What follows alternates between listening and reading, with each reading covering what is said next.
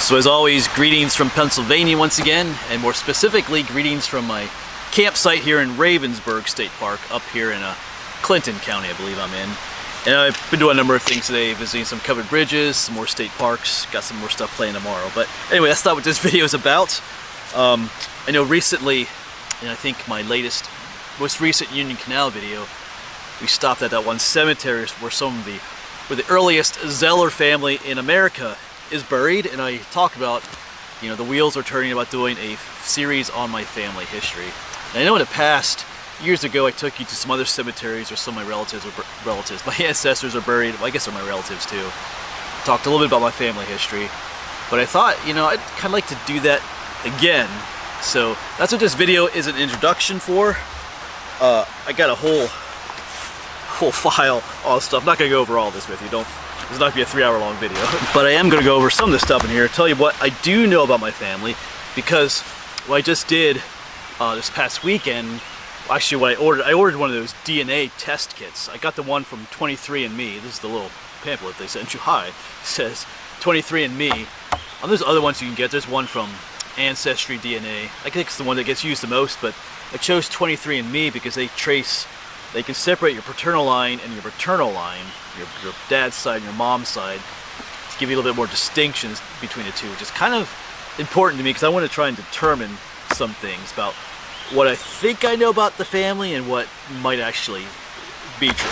So being able to see the difference between mom's side and dad's side, where the lineage from those sides should be helpful in that case. So we'll see if some of what I think is true and what I've been told truth about the family is true. That DNA, it'll just be interesting to see where I come from. I'm not expecting any huge surprises about where I'm from. I don't think I'm going to discover that I have relatives from Africa or Asia or any Native American DNA. I don't know that there's going to be much of that. You never know. Probably like 80% of it's going to be from Germany and Austria. That's where most of my ancestors come from. Let's talk a little bit about that. Let's talk about the Zeller side first. That was the most interesting. I had done a lot of research years ago when I was in college. I got really into it back when the internet first came out. You could go online and do stuff like that. Oh boy. And I haven't done so much in recent years. So what I'm going over, some of the stuff I'm going to go over now is all stuff I did from back then. I haven't really done any more recent research. But the Zeller line went back pretty far. I have records all the way back to 1200 AD. There's the family genealogy here. Back to Lord Otto de Zeller. There you go. There's a name for you. Lord Otto de Zeller. So, was he nobility? Perhaps, but yeah. So Lord de Zeller. Let me show you his name here in a moment. Let me show it to you now. Yeah, so here's how it's spelled. Lord Otto de Zeller. You can see it was later changed to von Zell and then just Zeller. But that was pretty interesting to me. Lord Otto de Zeller. How do you get de Zeller to Zeller? Well, turns out that de Zeller is actually Italian, or Romish, I guess you could say. So what does that mean? Actually, I found some other records too, of dating back to the 900s AD, 990 AD. They were active in what's called the parish of Rob in Upper Austria. And I didn't bring that with me, but I have a map at home. It's a framed map of Austria, like an old map. And I found the little village of Rob on that map. It's spelled R-A-A-B, Parish of Rob. So there's a little church, so they were involved in helping in the church there, I guess. That plays into the last name, de Zeller. What does de Zeller mean? It's not de Zeller. I made that mistake. I heard it was Italian. I knew someone who was Italian. He's half Italian. He actually speaks Italian. He actually came here from Italy. And I said de Zeller. He just kind of looked at me and said, it's de Zeller. It's a ch sound. And Cella means something about the inner sanctuary of the church. So apparently the people from way back then were involved in a church, probably the Roman Catholic Church at the time. So maybe it doesn't necessarily mean that they were Italian, because they were living in Austria, Upper Austria area. So they're probably still German, but maybe their last name had just been Romanized because they were involved in the church. That's just a thought. But so it later changed to von Zell. So von Zell is like the Germanized version of de Zeller. that makes any sense. And then later the Von Zell was changed to just Zeller. So that was interesting. But yeah, so it was cool when I got that map and I found that little town. So someday it would be awesome to go visit that little town, see what's there. You know, depending on where things go with this YouTube channel, maybe we could do that someday. That would be really awesome. Because I would like to visit, not just talk about family history in this series, but actually visit places that are part of this family history. Like one place is Fort Zeller. Oh, you know what? I have pictures too. You know, when I get home, I'm going to insert a video of that map that I have. Then I'm going to show you some pictures of the inside of Fort Zeller. We're going to visit there again someday. Sorry about the traffic noise. It's getting close to 5 o'clock. There's a highway next to this campground. Some trucks drive by. Yeah, I'd like to visit a lot of places that my family history is associated with too. Right, so here's that map I was talking about. Yes, we're down here in the basement by the washer and dryer, but that works.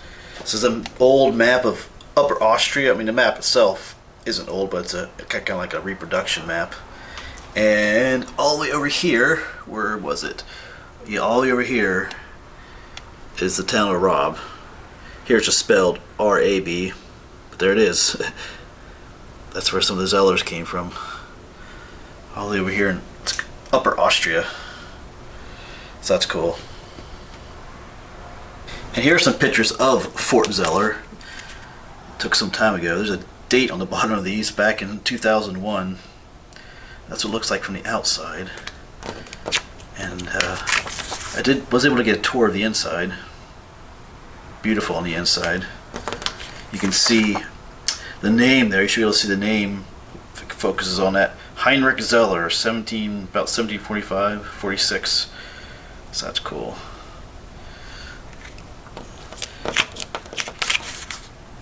Head down into the basement area. This was looking on the inside. They took a part of the wall out. It's just that like stick and plaster is what the walls are made of. Pretty awesome.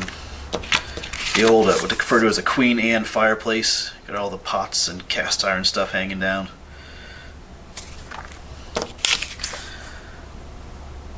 Yeah, we need to get back there again. Check this place out. Oh, that's it. So the Zellers eventually moved to Switzerland, at least my line did, and eventually they moved to France. They became Protestants. They were known as the Huguenots or the Huguenots. The T is actually silent there, I believe, if we say it correctly. But the French Huguenots are the French Protestants. If you know anything about European history, all the wars between the Protestants and the Catholics or the Huguenots, it's not a good thing. They got kicked out of France, but before they left, the one ancestor, Jacques Zeller, they're using French names now, supposedly married someone by the name of Lady Clotilde de Valois. And we showed that in that one cemetery I visited. Now some people think she doesn't exist, but I don't see why not. You know, then the name Valois should sound familiar. There's the whole Valois line of kings in France. Maybe I'll put the name down below. It looks like Valois, but it's Valois in French, if I'm saying it correctly. But yeah, so some people don't think she exists, but because it makes it out like, oh, she's French nobility. And she was in a way, but it was like what they call a cadet branch or a cousin branch of the royal line. So just kind of like your own family history is all different. Like there's all different branches of Zellers, but the same thing with her. She wasn't like in direct line for the throne or anything, but supposedly she came over, but she was French nobility. So if that story is true, this DNA test I did, if there's French DNA in me, then more than likely she's a real person. Now granted, he could have married someone else since they lived in France for a while. I mean, it's likely, I don't know how long they lived there, but anyway, if she is real, there should be French DNA in my test I get back. If there isn't, then she's probably not real. They left France then, they basically got kicked out, and they moved to England under the reign of Queen Anne, who didn't really want them around either. So she worked it out that they could come over to the New World. They made it to New York City. There's a place called Governor's Island. That's where they landed first. I think back then it was called Nugent Island. I'll try to throw a map up for you, show that where that is. And that was during the winter of 1709, 1710. So they arrived here in America in 1710, the Zellers.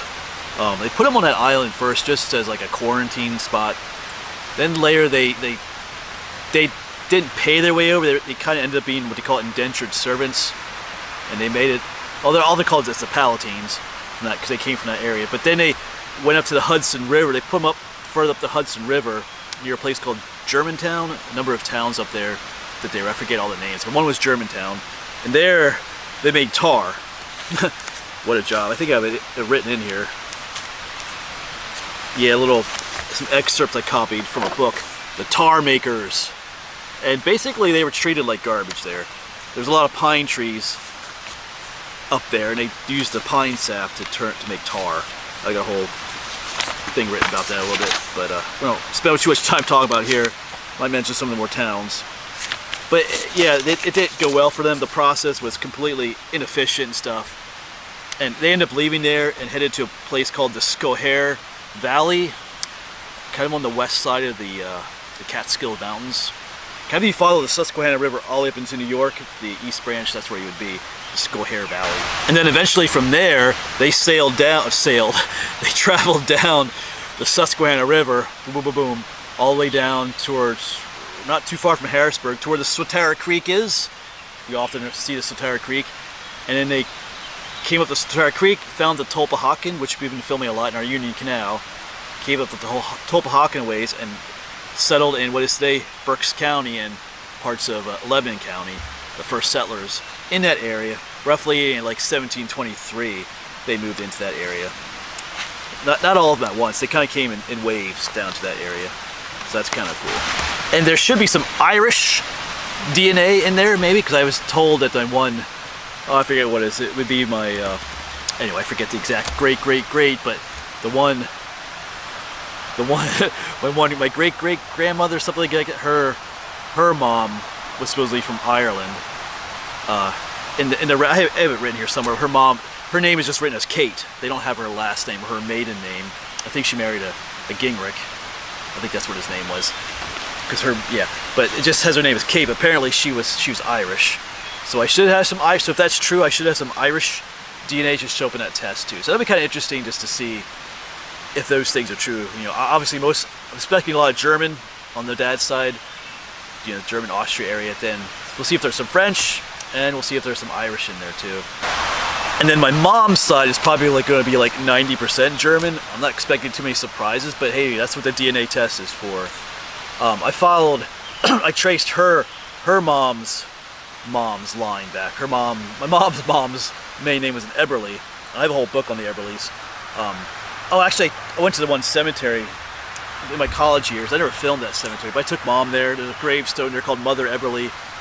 It's in Durlach, Lancaster County, named after the Durlach in Germany. But yeah, they came over in about 1725, the Eberlys. I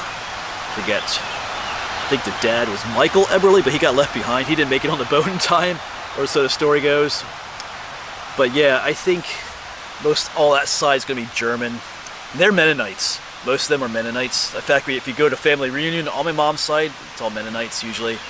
And Mennonites don't marry a whole lot outside their own German ancestry. I guess you could say they kind of stick together in that case. But yeah, so most of it's going to be German. But who knows? We'll see. Maybe we'll surprise. I did trace a few of the other lines, and it was all mostly German too. Like, so that's what the DNA test is for, to see if there's any surprises in there. So that's what, I just give you a little bit of history. And as I do, like I said, I haven't done any new history since college days. This is all this is from. Oh, I want to show you the, oops, I spilled my water. I do want to show you the Eberly coat of arms. Where was that? That was cool too. That was something I found in the one book. The Eberly coat of arms. It looks like a pig at the top there, like a boar. I guess that's a good thing. The Eberly coat of arms. And here are some pictures of that Eberly cemetery in Durlach. There's a little plaque for it. Mentions the dates and stuff when they came over. And there's the grave marker for Mother Eberly. That's a newer one. Replace some older ones. And there's my mom, standing by the tomb of one of her ancestors. And as I pointed out in this series, it's going to be me learning too. I can't wait to get that DNA kit. From today, filming it, they say it takes 5 or 6 weeks to get that done. It should have been in the mail today. I dropped off the post office on Saturday, but no one's there, of course, on Saturdays. So should have gone out in the mail today. So I have to wait a little bit to get going with that. But I'm going to wait till that test comes in, then we'll move forward with this series. Like I said, we're going to go visit spots. Some spots are local, but I love to get to those other places too up in New York. Visit places where my family history is. And we'll just kind of learn, go along the way. So just a little intro to that series and what to expect to come from it. So I'm looking forward to it. Kind of can't wait to get the test results back. Kind of interesting. Just, you never know. My niece did one of those a couple years ago, and it was kind of interesting. She is a quarter Italian. Is that the way it goes? No, it's maybe less. No, her grandfather on her dad's side is full Italian, Sicilian Italian, from the island of Sicily, and her dad's half Italian, so she's quarter of Italian. And like, she discovered that in her ancestry, she's I forget how they call it, but African. She's got some black in her DNA, and she was kind of interested in that, like where'd that come from? But that came from being from Sicily, and if you know anything about Sicily, it's a very mixed group of people. It's at the boot of Italy. There's also a lot of African history involved with Sicily as well. So that's kind of interesting for her. All right, but whatever I discover and whatever I learn, I will take you with me along this journey. Looking forward to it. Anyway, thanks for coming along this little video, and I'll see you in the future on some, well, when we get the test results back, I'll show you what those are. All right, thanks for watching.